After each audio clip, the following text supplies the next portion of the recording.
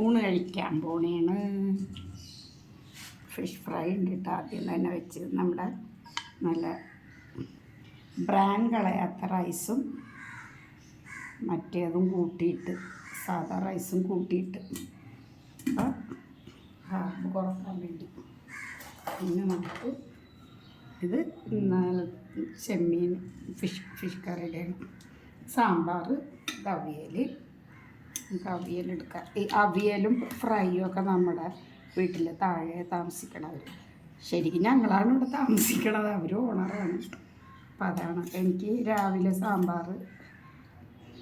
സാമ്പാർ കഴിച്ച് ഞാൻ പിന്നെ ഈ രാത്രി സാമ്പാർ കഴിക്കുള്ളൂ.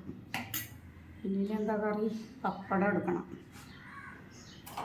പപ്പടം നമ്മുടെ നാരങ്ങ അച്ചാർ, എണ്ണ ഇല്ലാത്ത, അതിൻ്റെ ഉപ്പ് ഭയങ്കരമാണ്, പിന്നെ അരി ചേർക്കണം. പപ്പടം എടുക്കുക. ഗൈസ് പപ്പടമൊക്കെ പൊടിഞ്ഞു പോകണം. വെറുതെ ഓടിയിട്ടാണെന്നാവും. അത്ര മതി. അപ്പം കഴിക്കണത് കാണണോ? ഓക്കേ.